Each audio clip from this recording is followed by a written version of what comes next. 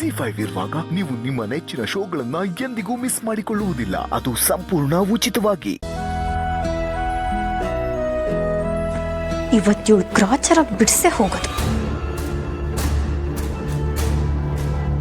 ಶ್ರಾವಣಿ, ನಾನು ನಿನ್ ಜೊತೆ ಮಾತಾಡ್ಬೇಕು.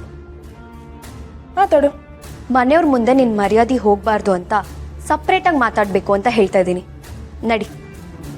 ಇಲ್ಲ ಇಲ್ಲೇ ಮಾತಾಡೋಣ ಅಂದ್ರೆ ನನಗೇನು ಪ್ರಾಬ್ಲಮ್ ಇಲ್ಲ, ನಾನು ಮಾತಾಡ್ತೀನಿ. ಮರ್ಯಾದೆ ಕಳ್ಕೊತೀನಿ ಅನ್ನೋ ಭಯ ನನಗೇನೂ ಇಲ್ಲ. ಆದ್ರೆ ನೀನು ಆ ರೀತಿ ಮಾತಾಡಿ ಅಪ್ಪಿ ತಪ್ಪಿ ನೀನೇನಾದ್ರೂ ಎಲ್ರ ಮುಂದೆ ನಿನ್ನ ಮರ್ಯಾದೆ ಕಳ್ಕೊಂಡ್ಬಿಟ್ರೆ ನೀನು ಒಂದು ಹೆಣ್ತಾನೆ, ಪಾಪ ನಿನ್ನ ಮರ್ಯಾದೆನೂ ಹೋಗ್ಬಾರ್ದು. ಅದಕ್ಕೋಸ್ಕರ ಬರ್ತಾ ಇದ್ದೀನಿ, ನಡಿ.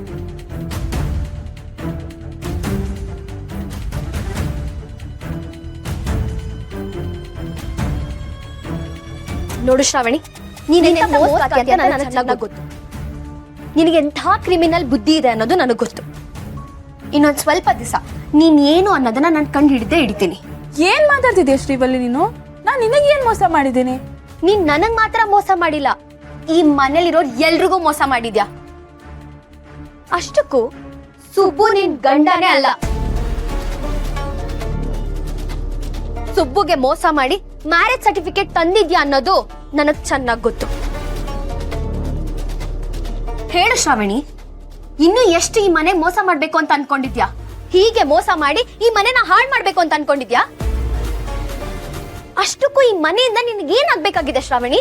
ನಿನ್ ಹೆಸರಲ್ಲಿ ಕೋಟಿ ಕೋಟಿ ಆಸ್ತಿ ಇದೆ, ಅದನ್ನ ಇಟ್ಕೊಂಡು ಯಾವನ್ನೋ ಮದ್ವೆಗೆ ಹೋಗ್ಬೇಕು ತಾನೆ? ನಿನಗೆ ನನ್ನ ಸುಬ್ಬುನೇ ಬೇಕಿತ್ತಾ?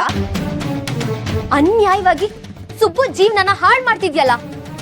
ನನಗ್ ಚೆನ್ನಾಗ್ ಗೊತ್ತಿದೆ ನೀನ್ ಇಲ್ಲಿಗೆ ಏನಕ್ಕೆ ಬಂದಿದ್ಯಾ ಅಂತ. ನೀನ್ ಇಲ್ಲಿಗೆ ಬಂದಿರದೆ ಈ ಮನೆನ ಸರ್ವನಾಶ ಮಾಡೋದಿಕ್ಕೆ ಅಂತ.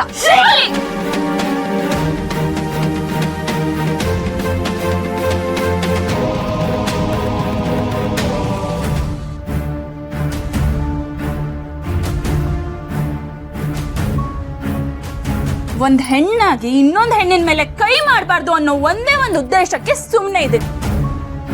ಆದ್ರೆ ಇನ್ನೊಂದ್ ಹೆಣ್ಣಿನ ಬಗ್ಗೆ ಇಷ್ಟು ಕೇವಲವಾಗಿ ಮಾತಾಡೋಕ್ಕೂ ಮುಂಚೆ ನೀನು ಒಂದ್ ಹೆಣ್ಣು ಅನ್ನೋದನ್ನ ಮರಿಬೇಡ. ಆಯ್ತಪ್ಪ, ಈಗ ನಾನ್ ನಿನ್ನನ್ ಕೇಳ್ತಾ ಇದ್ದೀನಿ, ಸುಬ್ಬು ಬಗ್ಗೆ ಕಾಳಜಿ ತೋರ್ಸಕ್ಕೆ ನೀನ್ ಯಾರು? ಯಾರ್ ನೀನು? ಸುಬ್ಬು ನನ್ ಗಂಡ. ಕಾನೂನ್ ಪ್ರಕಾರ, ಮನೆಯವ್ರ ಪ್ರಕಾರ, ಸಮಾಜದ ಪ್ರಕಾರ ಅವರು ನನ್ ಗಂಡ. ಸುಬ್ಬು ಮತ್ತೆ ನಿನ್ ಮದ್ವೆ ಆಗ್ಬಾರ್ದು ಅಂತ ವಿಧಿನೇ ನಿರ್ಧಾರ ಮಾಡಿ ನನ್ನನ್ನ ಮತ್ತೆ ಅವ್ರನ್ನ ಒಂದ್ ಮಾಡಿದ್ಮೇಲೂ ನೀನ್ ಯಾಕೆ ಅವ್ರ ಹಿಂದೆ ಪದೇ ಪದೇ ಬರ್ತಾ ಇದ್ಯಾ? ನೋಡು ಶ್ರೀವಲ್ಲಿ, ನಿನ್ ಮದ್ವೆ ಆಗಿಲ್ಲ ಅನ್ನೋ ಬೇಜಾರ್ ನನಗಿನ್ನೂ ಇದೆ. ಯಾವ ಹೆಣ್ಣಿನ ಲೈಫಲ್ಲೂ ಈ ತರ ಆಗ್ಬಾರ್ದು ಅನ್ನೋ ಕನಿಕರನೂ ಇದೆ. ಆದ್ರೆ ಆ ಕನಿಕರನ ಉಳಿಸ್ಕೊಳ್ಳೋ ತರ ನಡ್ಕೊ. ಏನಂದೆ ನೀನು? ನಾನು ಮೋಸಗಾತಿನ? ಹಾಗಾದ್ರೆ ನೀನೇನು? ನೀನ್ ಮೋಸನೇ ಮಾಡಿಲ್ವಾ? ಸುಬ್ಬು ನಿನ್ನ ಯಾಕೆ ಮದ್ವೆ ಆಗೋದಕ್ಕೆ ಒಪ್ಕೊಂಡ್ರು ಅಂತ ಒಂದೇ ಒಂದ್ಸಲ ನಿನ್ ಮನ್ಸಾಕ್ಷಿನ ಕೇಳ್ಕೊ. ಅವಾಗ ನಿನಗೇ ಗೊತ್ತಾಗುತ್ತೆ ನೀನ್ ಮಾಡಿದ್ದು ಏನು ಅಂತ. ಈಗ್ಲೂ ನಾನು ಹೇಳ್ತಾ ಇದ್ದೀನಿ, ನಿನಗೆ ಸುಬ್ಬು ಮೇಲಿರೋದು ಪ್ರೀತಿ ಅಲ್ಲ, ಅವ್ರನ್ನ ಪಡ್ಕೋಬೇಕು ಅನ್ನೋ ಹಠ ಅಷ್ಟೇ. ಆದ್ರೆ ನನ್ನ ಮನ್ಸಾಕ್ಷಿಯಾಗಿ ಹೇಳ್ತಾ ಇದ್ದೀನಿ, ನಾನು ಇವತ್ತಿನವರೆಗೂ ಏನೇನ್ ಮಾಡಿದ್ನೋ ಅದೆಲ್ಲ ಸರಿ ಅಂತಾನೆ ನನ್ಗನ್ಸುತ್ತೆ. ಯಾಕಂದ್ರೆ ನನಗವ್ರ ಮೇಲಿರೋದು ಪ್ರೀತಿ, ಹಠ ಅಲ್ಲ. ಬರೀ ಮನ್ಸಾಕ್ಷಿ ಪ್ರಕಾರ ಅಷ್ಟೇ ಅಲ್ಲ, ಕಾನೂನ್ ಪ್ರಕಾರ ಕೂಡ ನಾವಿಬ್ರು ಗಂಡ ಹೆಂಡ್ತಿ.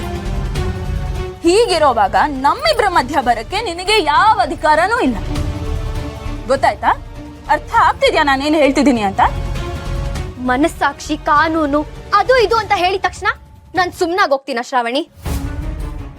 ZEE5 ಆಪ್ ಡೌನ್ಲೋಡ್ ಮಾಡಿ ಎಲ್ಲಾ ಸಂಚಿಕೆಗಳನ್ನು ಸಂಪೂರ್ಣ ಉಚಿತವಾಗಿ ನೋಡಿ.